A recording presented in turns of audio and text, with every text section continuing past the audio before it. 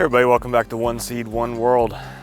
I don't know if you guys are experiencing some of the heat waves that have been coming through, but we have definitely had one here this week, as it's been in the mid 90s Fahrenheit every single day, humidity, just kind of awful. So I'm trying to get out here early this morning and get some picking done. I've got these long beans here, which I've talked about these on videos in past years.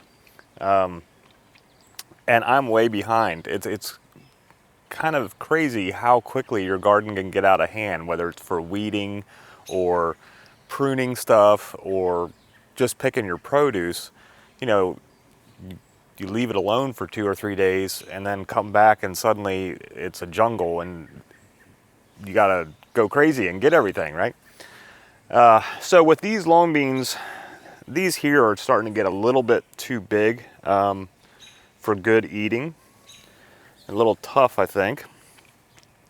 The great thing about these though is they are dual purpose. So if you grow any of these Chinese long beans and get behind in picking where they start getting kind of real big and you can start seeing all the seeds and stuff in them like this, good thing is you can just leave them on the vine and let them dry out, and then the seeds inside you could either save to plant next year, or you can also just use them as a dried bean.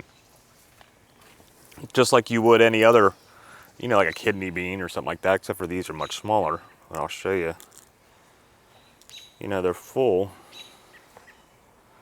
of these little beans inside. Yeah. And they're all the way through here. So you could let it dry on the vine and then shell them later.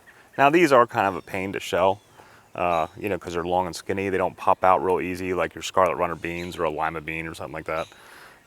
But they're good if you get them in like soups and stuff like that.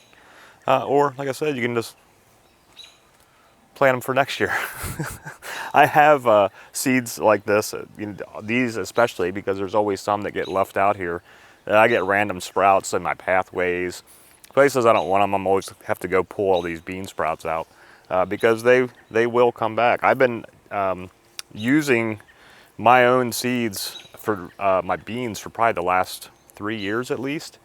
So even if you're going to pick most of them, I always recommend saving some of your bean seeds so that way you don't have to buy any the following year. If you like them and want to keep growing them, they're very easy just to save.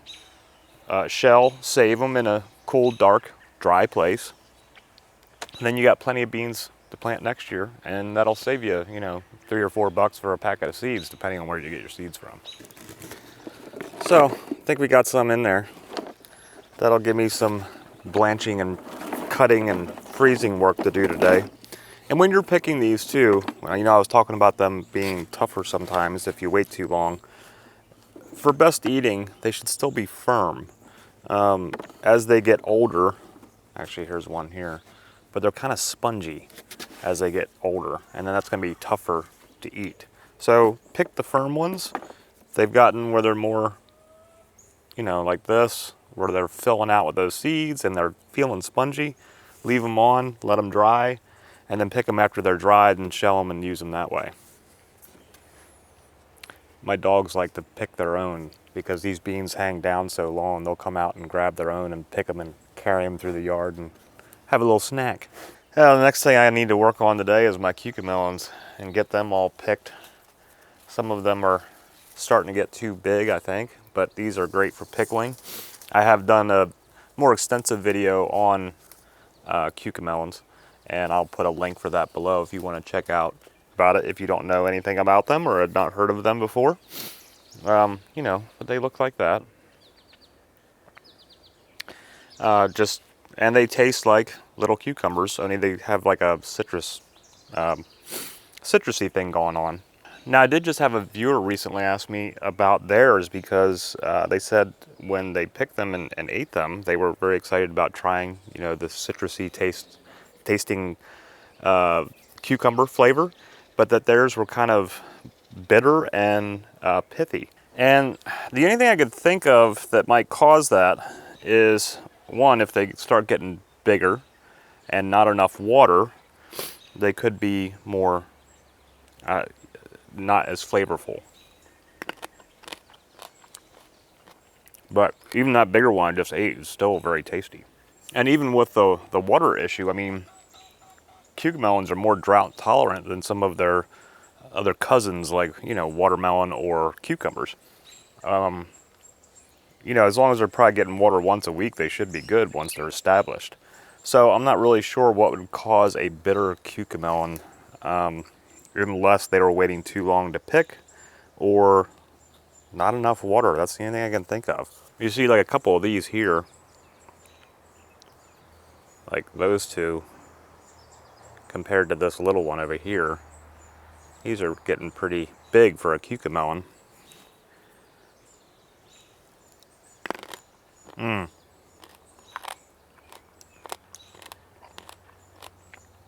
So that still had the flavor, but the skin was kind of tough. Not as good eating as the smaller ones. Like that little one was perfect. And I'm telling you, pickle these, make dill pickles out of them. Holy crap, they're so good. Whew. Man, I am already sweating like crazy. The heat is already getting oppressive out here. I meant to come out earlier this morning, but I didn't. So just trying to get some harvesting done now, but here's a little bit of cucumelons. There's definitely a ton more out there that would probably fill this whole thing, but that spot's right in the sun right now, and so I think I might wait till this evening when it's a little bit cooler out to do some more. Maybe I can get the wife out here to help me. Normally the cucumelon picking is her deal, while I do pretty much all the rest of the gardening stuff. She does every year. Cucumelons has always been kind of her thing, where she goes and harvests them all.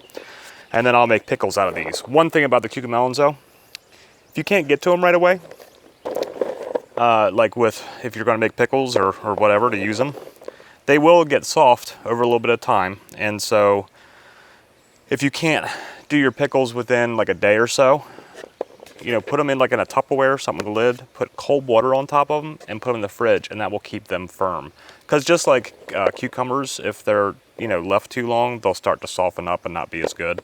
But some cold water, and you could probably even put a little bit of salt in the water for like a salt brine to get them started, will help keep them firm until you're ready to get to them. And that will probably give you, you know, a good 3 or 4 extra days if you can't get to them right away.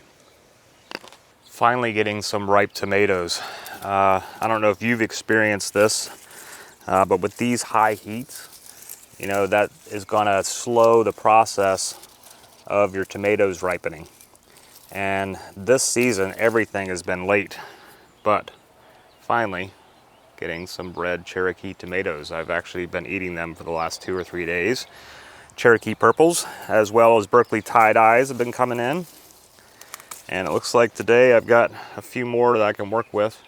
And a lot of them I've got to eat, of course, fresh, but I also can a large amount of my tomatoes. And what I always used to have the problem with was, you know, tomatoes don't ripen when you're ready to do your canning. They ripen when they're ready to ripen. And many times, if you're at work or away or whatever, you know, you might not have time to can all these tomatoes. So you can just wash them, core them, cut out maybe any other bad spots if they have them, throw them in a Ziploc bag and stick them in the freezer.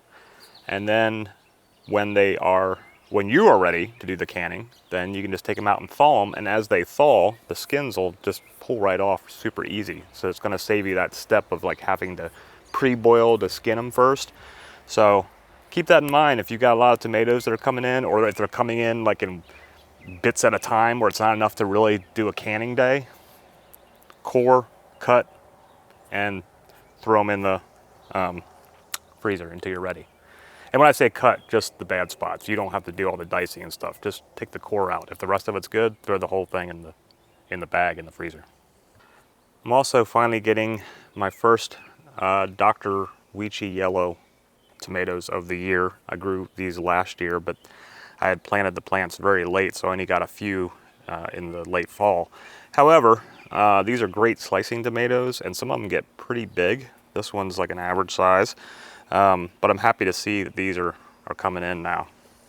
All right, so we're off to a good start. Got eggplant, long beans, tomatoes, some bell peppers, cucumelons.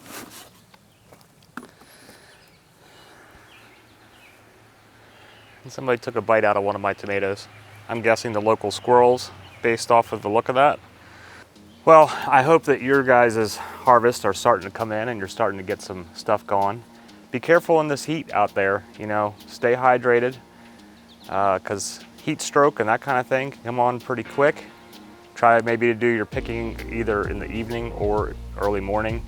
I'm out here, it's, I don't know, about 11 o'clock almost in the morning, and it's starting to get way too hot. So I'm gonna finish the rest of this evening or maybe early tomorrow morning, because I still have a ton of shishitos and jalapenos to pick, as well as more cucumelons like I mentioned earlier. So anyway, thanks for hanging out with me again today. Just wanted to kind of show you some harvest stuff, what was going on, a little bit of an update. But whatever's going on in your neck of the woods, I hope it is a full harvest for you that's going on at your homesteads and gardens. And I hope that you are having a fantastic day and staying cool. We'll see you all again soon. Namaste.